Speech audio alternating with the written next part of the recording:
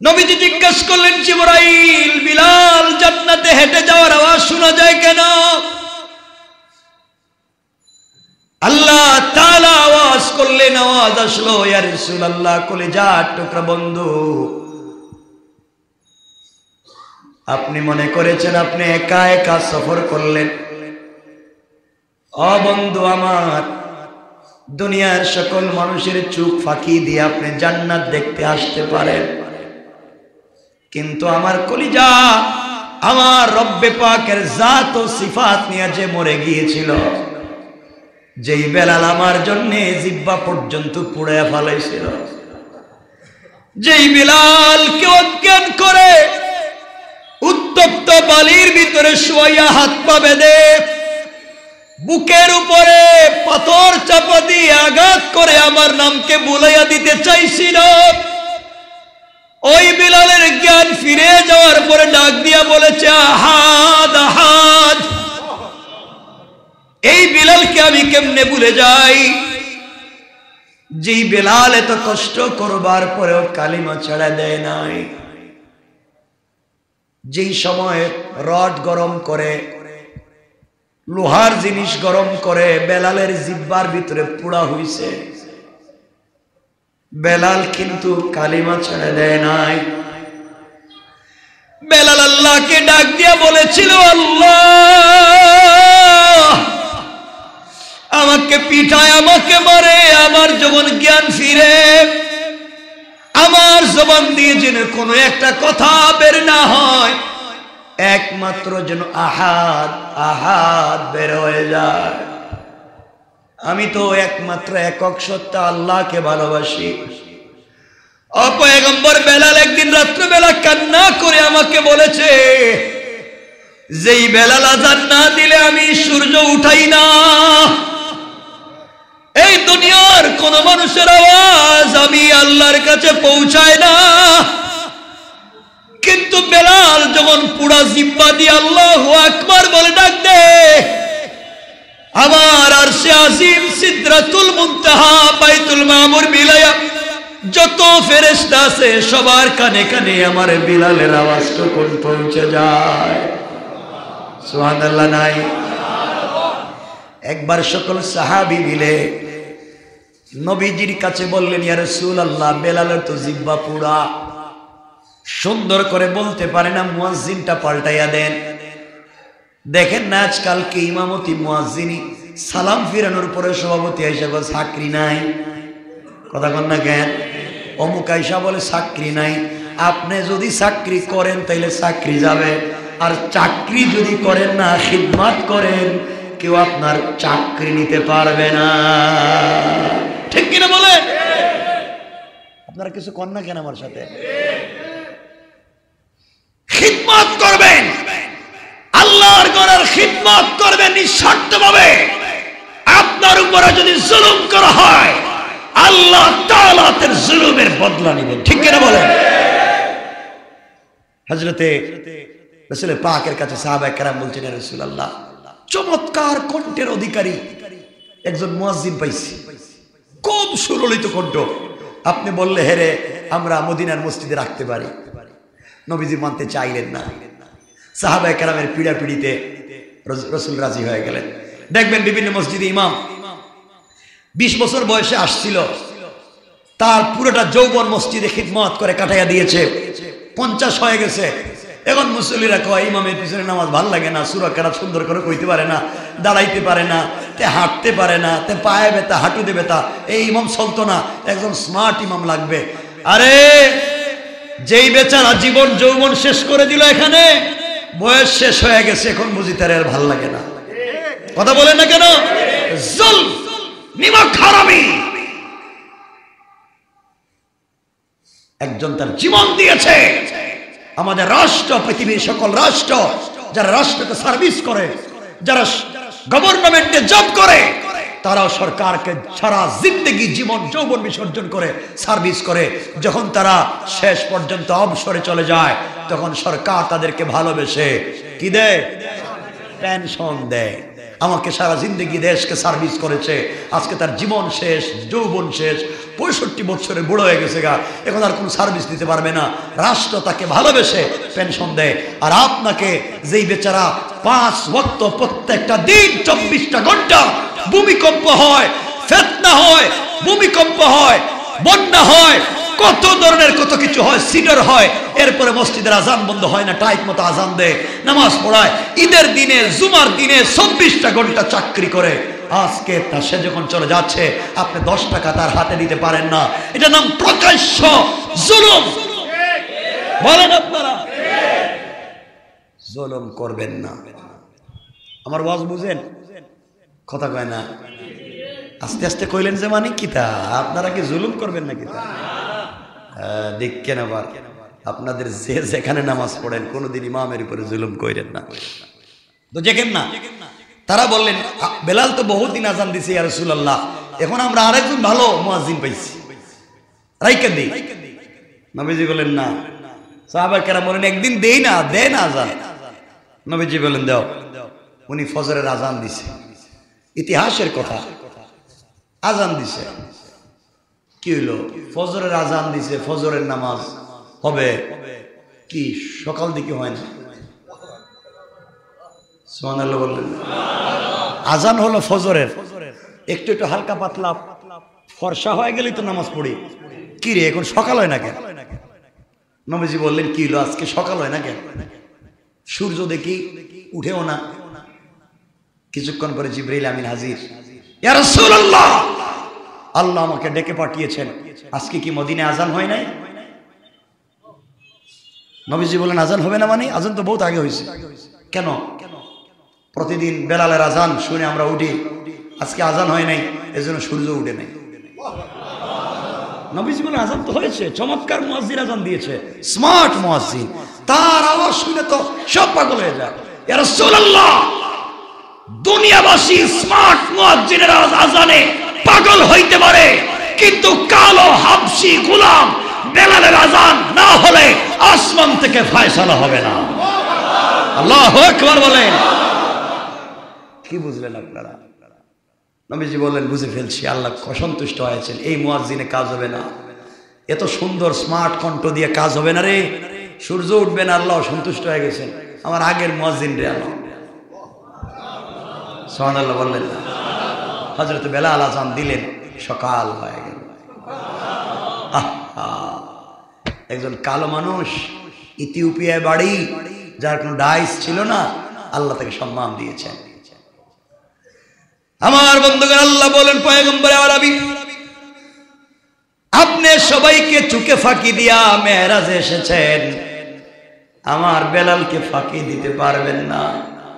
বেলাল আমাকে একদিন বলেছে, আল্লাহ তাআলা যে নবীর জন্য এত জুলুমের শিকার হইলাম, আমি এই নবীকে ছাড়া 1 মিনিট থাকতে পারবো না, নবী যেখানে আমি থাকবো সেখানে। ও পয়গম্বরে আরবি, আমি তো বেলালকে ভুলতে পারি না, এই জন্যে জান্নাতে যখন আপনি যাবে ওখানেও আমি বেলালরে ভুলি নাই। আপনি যে ঘোড়ার পিঠে সওয়ার হয়ে জান্নাতে যাবেন, আমি আল্লাহ ওই ঘোড়ার লাগামটাও বেলালের হাতে দিয়ে দিয়েছি। আল্লাহু আকবার। সব জায়গায় বেলাল। ইয়া রাসূলুল্লাহ, আপনি ইমামতি করবেন, পিছনে মুয়াজ্জিন বেলাল। ইয়া রাসূলুল্লাহ, আজ আপনি এসেছেন, আমি বেলালকে তো ভুলে যাইতে পারি না, কিন্তু আপনাকে ছাড়া তো ওখানে আপনাকে ছাড়ার কাউকে আনতে পারবো না, এই জন্যে আমি আল্লাহ বেলালের উপরে সন্তুষ্ট হইয়া বেলালের পায়ের খড়মের আওয়াজকে জান্নাতুল ফিরদাউসে রেকর্ড করে দিয়েছি। আল্লাহু আকবার। ইয়া রাসূলুল্লাহ, জান্নাতের জাতীয় আওয়াজের নাম বেলালের পায়ের আওয়াজ। আল্লাহু আকবার। কত কত কত বড় আমল ওয়ালা আল্লাহকে সন্তুষ্ট করতে পারলে ওই কাজ হয়ে যায়। নবীজি বলছেন, বেলাল এত বড় জিনিস পাইছো, তুমি কি আমল করতা?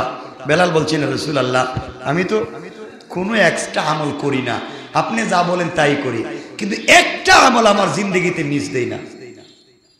যখনই ওযু করি 2 রাকাত তাহিয়াতুল ওযু পড়ি, যখনই মসজিদে ঢুকি 2 রাকাত কি কি যখন মসজিদে ঢুকি, হ্যাঁ দখলুল মসজিদ, মসজিদে ঢুকলে আমি 2 রাকাত নামাজ পড়ি, ওযু করলে 2 রাকাত নামাজ পড়ি।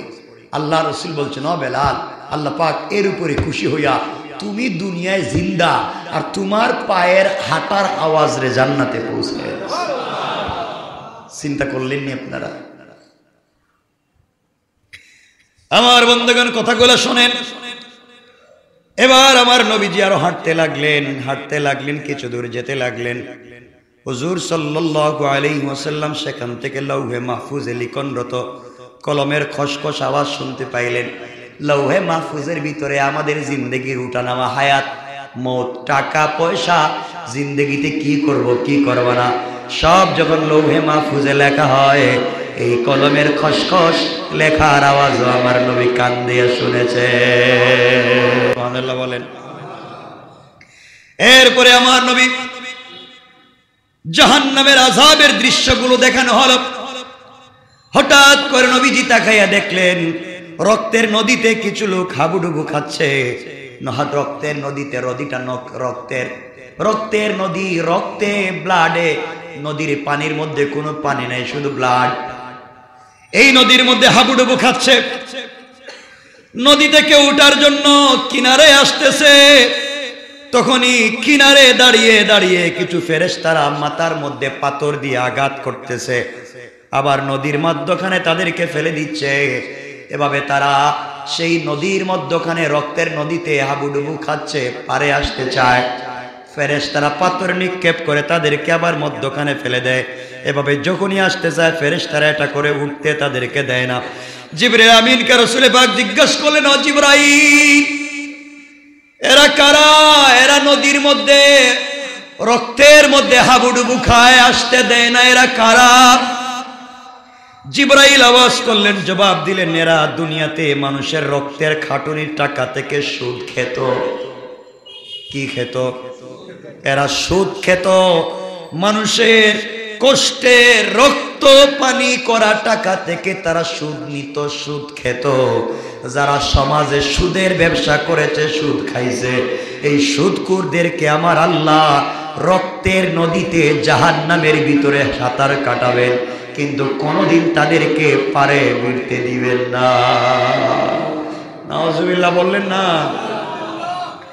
তাই রক্তের নদীতে তাদেরকে আযাব ভোগ করানো হচ্ছে। এরপর নবীজি দেখলেন আগুনের বাঠায় একটি আগুনের নারী, একটি আগুনের পুরুষ। আগুনের বাটা, ইটের বাটা দেখছেন না? দেখছেন ইটের বাটায় কি পরিমাণ গরম হলে পরে ইট পুড়ে, দেখছেন নি? লোহা যে পুড়ায় দেখছেন নি?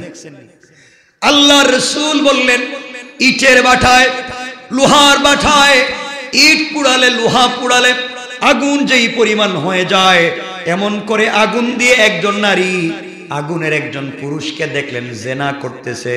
রাসূল জিজ্ঞেস করলেন, এরা কারা রে? আগুন আর আগুন ছাড়ার কিছু নেই, চিৎকার শোনা যায়, মানুষ দেখা যায় না, শুধু আগুন আর আগুন জ্বলতেছে। জিবরাইল বললেন, রাসূলুল্লাহ, এরা দুনিয়াতে জেনা করেছে, তওবা করে নাই, এই আযাব নিয়ে, পৃথিবী গজব নিয়ে দুনিয়া থেকে বিদায় নিয়েছে, আল্লাহ তাআলা তাদেরকে আযাব দিচ্ছেন। বলেন নাউযুবিল্লাহ। এভাবে আমার নবীজি বেহেশত এবং দুজখের বিভিন্ন জিনিসগুলা দেখলেন। এরপরে জিবরিল আমিন সেখান থেকে রাসূল পাককে নিয়ে আবার উপরের দিকে রওনা হলেন। কিছু দূর যাওয়ার পরে জিবরিল আমিন বললেন, হে আল্লাহর নবী, আমার আর উপরে যাওয়ার যোগ্যতা নাই, আমার আর উপরে যাওয়ার যোগ্যতা নাই, বোরাকেরও ক্ষমতা নাই, এই পর্যন্ত শেষ। আমি যদি আর সামনের দিকে অগ্রসর হই, নূরের তাজাল্লিতে জলে পড়ে ভস্ম হয়ে যাব। হুজুর এমন এক স্থানে পৌঁছালেন যেখানে কোনো শব্দ শোনা যায় না, কোলাহল নাই, কোনো শব্দ নাই, গভীর নীরব এবং নিস্তব্ধ একটা স্থানে একাকী যখন নবীজি সাল্লাল্লাহু আলাইহি ওয়াসাল্লাম বয়ের সংসার হলো, একা একা নিস্তব্ধ নীরবতা একটা জায়গার মধ্যে দাঁড়িয়ে আছেন। এমন সময় নবীজি চিন্তা করলেন, কোথায় যাব? জিবরাইল আমারে রেখে গেল। জিবরাইল বলছেন, আল্লাহ পয়গম্বরে আরবি, আমার দেখেন পাসপোর্ট আছে, পাসপোর্টে ভিসা আছে, ভিসার মেয়াদও আছে, কিন্তু এই রোডে চলবার মতো রোড পারমিট নাই। এই জন্য আমি যেতে পারবো না। ইয়া রাসূলুল্লাহ, এখন আপনাকে যেখানে রেখে দিয়েছি ওখান থেকে আরশে আজিম পর্যন্ত লাল গালিচা বিছায়া, জান্নাতের কাঁচা ফুল ছিটায়া, জান্নাতের সৌন্দর্য দিয়া আল্লাহ তাআলা একটা রাস্তা বানিয়ে দিয়েছে, কেউ যাবে না, একমাত্র তার কলিজার টুকরা বন্ধু আপনি যাবে। সুবহানাল্লাহ, জোরে বলেন। আমার নবীজি একা একা দাঁড়িয়ে আছেন। মানুষ একা হলে কি হয়? দুঃখের কথা মনে হয় না? কথা বলেন না কেন? যদি কেউ হঠাৎ করে দামি কোনো জিনিস পায় যায়, টাকা পয়সার মালিক হয়ে যায়, বড় বড় গাড়ি বাড়ির মালিক হয়ে যায়, গরিব ছিল, একা হইলেই তার মনে পড়ে পিছনের জিন্দেগির কথা। আমি তো এমন ছিলাম, আমার বাপ এমন ছিল, আমার মা এমন ছিল, আমি জীবনে কাপড় পরবার টাকা পাই নাই, জুতা পাই নাই, কত কষ্টে দিন কাটাইছি, আজকে গাড়ি বাড়ির মালিক মনে হয় না? তো নবীজি একা, কেউ নাই, মনে পড়েছে আমার এত সম্মান, আল্লাহ আমাকে এত দূর পর্যন্ত নিয়ে এসেছেন, আজকে আমার কেউ নাই, মা নাই, আমার বাপ নাই, আমার ভাই নাই, আমার বোন নাই, আমার চাচাটাও নাই, আমার বউটাও নাই, কেউ নাই, আমার এত সম্মান আল্লাহ দিচ্ছেন। সব যদি থাকতো আমার বাপ কত খুশি হইতেন, আমার মা কত খুশি হইতেন, আমার চাচা কত খুশি হইতো, আমার স্ত্রী তার কত কষ্টে আমাকে এই জায়গায় নিয়ে এসছে, কত সন্তুষ্ট হইতো, কিন্তু কেউ নাই। নবী যেগুলা মনে মনে মনে করতেছেন আর কাঁদতেছেন, হঠাৎ তার চোখটা গিয়েছে তার পায়ের দিকে, তাকায় দেখেন এই পুরাতন জুতা, এই পুরাতন জুতা, পুরাতন কাপড়। মনে পড়েছে, আরে আমি আসলাম এক আসমান দুই আসমান পার হইয়া, সিদরাতুল মুনতাহা, বাইতুল মামুর, কত জায়গা দেখতেছি, জান্নাত জাহান্নাম দেখলাম, আর আমার পায়ে ছেঁড়া জুতা। সুবহানাল্লাহ নাই? সুবহানাল্লাহ নাই? আর হঠাৎ যদি দেখবেন আমাদের দেশে হঠাৎ কেউ টাকাওয়ালা হয়ে যায়, পুরি ভাব, পুরি যে ভাব ধরেছে, মনে হইতে যে মনে প্রেসিডেন্ট হয়ে গেছে। কথা বলেন না কেন? কি ভাব ধরে টাকার, আল্লাহ চাইলে থাবড়াইয়া 10 তলার থেকে গাছতলায় নামাইয়া দিতে পারে, এজন্য ভাব ধরা যাবে না। আমার নবী জুতার দিকে তাকিয়ে কাঁদতে লাগলেন আর বলতে লাগলেন, এমন ছেঁড়া জুতা পরে কেমনে আল্লাহর আরশে আজিমে যায়। মনে পড়ে গিয়েছে মুসা কালিমুল্লাহর কথা। মুসা কালিমুল্লাহ আল্লাহর সঙ্গে দেখা করার জন্য তুর পাহাড়ে গিয়েছিলেন। আল্লাহ বলছেন, মুসা রে, এটা তুরের সাইনা, পবিত্র উপত্যকা, এখানে আমার নূরের তো জল্লি পড়েছে, এখানে জুতা স্যান্ডেল নিয়ে আসা যাবে না। আল্লাহ বললেন, ফাখালানা আলাইকা ইন্নাকা বিল ওয়াদিল মুকদ্দাসি তুয়া। ও মুসা, জুতা খুলে আসো, জুতা নিয়ে যাওয়া যাবে না, এটা পবিত্র জায়গা। আমার নবী চিন্তা করলেন, একটা পাহাড়ের উপরে মুসাকে আল্লাহ জুতা নিয়ে যাইতে দিলেন না, আর আমি কেমনে জুতা নিয়ে আরশে আজিমে যাই? আমার নবী জুতা মুবারক খুলে ফেললেন। আওয়াজ হলো, আওয়াজ হলো, কে যেন ডাক দিয়ে বলেছে, বন্ধু আমার, তোমার পায়ের জুতা খুলবা না, তোমার পায়ের নিচে, জুতার নিচে যেই দুলি কোনাগুলো রয়েছে, আমি আল্লাহ রব্বুল ইজ্জতুল জালাল এই দুলি কোনাগুলোর মাধ্যমে আমি আল্লাহ আমার আরশে আজিমকে সম্মানিত করতে চাই। তোমার রাসূলের কত সম্মান, কত ভালোবাসেন, তার জুতার পর্যন্ত দাম। সে রাসূলকে ভালোবাসতে আমরা পারলাম না। আমার বন্ধুগণ, নবীজি ইসলাম নীরব নিস্তব্ধ জায়গায় বসে রয়েছে। হঠাৎ করে দেখেন একটা নীরবতা ভেদ করে একটা জন্তু এসেছে, একটা জিনিস এসেছে, বাহন এসেছে, যার নাম আপনারা চিনেন, রফ রফ। নাম শুনেন নাই? রফ রফ। তিনি সেই বাহনে আরোহণ করলেন, আর সে মুআল্লা পর্যন্ত পৌঁছে গেলেন। আর সে মুআল্লা, সুবহানাল্লাহ নাই? একবারে আল্লাহর কাছাকাছি। সুবহানাল্লাহ বলবেন না? আরে কত কাছাকাছি জানেননি? ধনুক চিনেননি? ধনুক, ধনুক দেখছেননি? এভাবে না, নবীজি বলেছেন ধনুক, আল্লাহ বলছেন ফাকাবা কাউসাইনি আও আদনা, ধনুক বাঁকা করলে যত কাছাকাছি আসে, আর আমি আর আমার রাসূল তত কাছাকাছি বসে দুজন কথা বলেছে। মনে হইলেই যেন কেমন মনে হয়ে ওঠে আমার রাসূল কত কাছে আল্লাহর পৌঁছে গিয়েছিলেন। আমার বন্ধুগণ, এখানে নবীজি গেছেন, এখন কথাবার্তা শুরু হবে। নবীজি যাওয়ার পরে আল্লাহ পাক আহলান সাহলান ইয়া হাবিবি, সুবহানাল্লাহ নাই, হাবিব না ইয়া হাবিবি, আমার কলিজার টুকরা বন্ধু এসেছেন। নবীজি বসলেন, মুস্কি মুস্কি হাসতেছেন। আল্লাহ বলেন, কি বন্ধু আপনারা কাঁদতেছিলেন? আপনার না কেউ নাই, বউ নাই, আপনার ছেলে নাই, মা বাপ নাই, কত কান্নাকাটি করলেন, এখন হাসাহাসি করেন কেন? আল্লাহ, আপনি যে আমার এত ভালোবাসেন আমি জানতাম না। সবই তো দেখাইলেন, আসমান জমিন সবই দেখলাম, কিন্তু আরশে আজিমে আসছি। আরশে আজিমের পিলার, আরশে আজিমের ডিজাইন, আরশে আজিমের গেট, আরশে মুআল্লা যা আপনি বানাইছেন সব তো দেখি আমার নামের ডিজাইন দিয়া। আল্লাহু আকবার।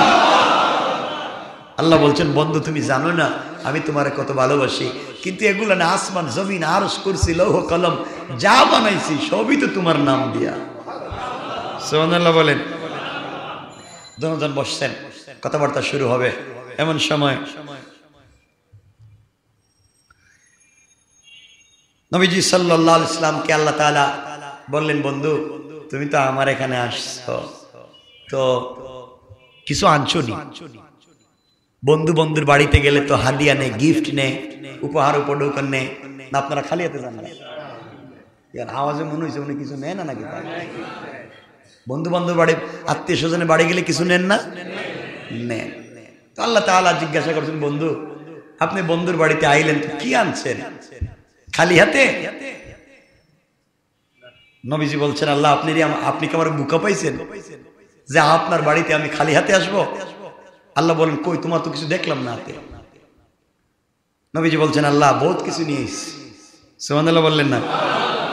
বলেন না সুবহানাল্লাহ। আল্লাহ বলেন, কি আনছো আমারে দেও, হাদিয়া দেও। আওয়াজ হলো, নবীজি বললেন, আত্তাহিয়াতু লিল্লাহি ওয়াস সালাওয়াতু ওয়াত তাইয়্যিবাত। আয় আল্লাহ, সমস্ত তাজিম, সমস্ত ভক্তি, সমস্ত নামাজ, সমস্ত পবিত্র ইবাদত বন্দেগী যা আছে এই মুহূর্তে সব তোমার উদ্দেশ্যে আমি দিয়ে দিলাম। সুবহানাল্লাহ বলেন। আল্লাহ পাক খুশি হয়ে গেলেন। আল্লাহ পাক খুশি হইয়া জবাব দিলেন, আসসালামু আলাইকা আইয়ুহান নবিয়্যু ওয়া রাহমাতুল্লাহি ওয়া বারাকাতুহু। হে নবী, আপনাকে সালাম, আপনার উপর আমি আল্লাহর অসীম রহমত এবং বরকত। কে সালাম দিছেন? কারে? নবীজি সালামের জবাব না দিয়ে বসে রইছে। আল্লাহ বলেন, ব্যাপার কি? সালাম দিলাম আমি, জবাব কি দিবেন না? কই না, জবাব দিতাম না। আমি আল্লাহ, আমি সালাম দিয়েছি, আপনি জবাব দিবেন না? দিতাম না। ব্যাপার কি? আল্লাহ, আয় আল্লাহ তাআলা সব কিছু আমারে দেখাইছো, তোমার আরশে মুআল্লা পর্যন্ত আমাকে নিয়ে এসেছো। আসার পরে কত কিছুই না আপনি আমাকে জিজ্ঞাসা করলেন, জানতে চাইলেন। ও দয়ার আল্লাহ, সব আপনারে বলছে, আপনি আমার সালাম দিলেন, কেমনে আপনার সালামের আমি জবাব দিব?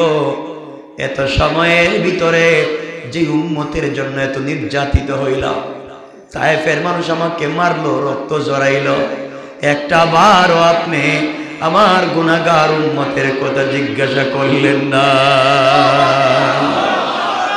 একটা বারও আপনি আমার উম্মতের কথা জিজ্ঞাসা করলেন না, আমি কেমনে আপনার প্রশ্নের সালামের জবাব দিব? আল্লাহ, তোমার নবী ওখানে গিয়েও তোমাকে বলে যায় নাই। আমার বন্ধুগণ, এখন রাসূল পাক কেমনে আল্লাহরে ম্যানেজ করবেন, আর আল্লাহ কেমনে আমাদেরকে সালাম দিবেন, নবীজি কেমনে সালাম আদায় করবেন, এরপরে কি কি কথা বলবেন, এরপরে আল্লাহর কাছ থেকে কি নিবেন, নিয়ে আবার ফিরবার সময় রাস্তাঘাটে কি কি ঘটবে, এরপরে মুসার সঙ্গে কি হবে, জমিনে আসার পরে কি ঘটবে, আজকে এগুলো রাইখা দিলাম।